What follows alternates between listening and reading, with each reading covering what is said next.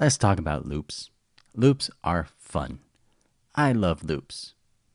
A loop just repeats a block of code for you as many times as you want it to. We use loops because, one, we're lazy. Why type something out 10 times when you can just type it once using a loop? By the way, are you starting to see a pattern here? Laziness is a common theme around programming. This profession rewards you for coding lazily. We also use loops because they're simpler to maintain. Imagine, instead of using a loop, if we typed out the same block of code 10 times.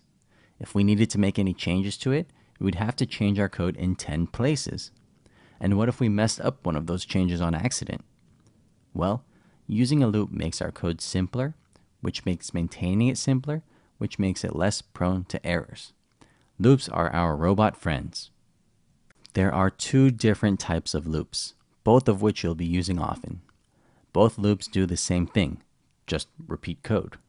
The difference is how many times they choose to repeat.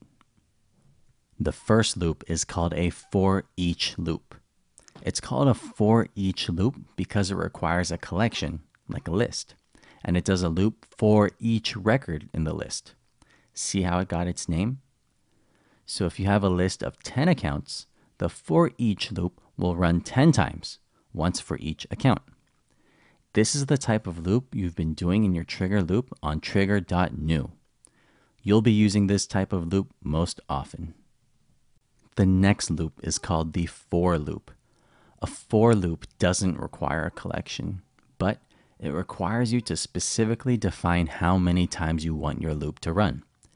So if you want your loop to run exactly 10 times no matter what, you use a for loop. You'll be using this kind of loop often in test classes.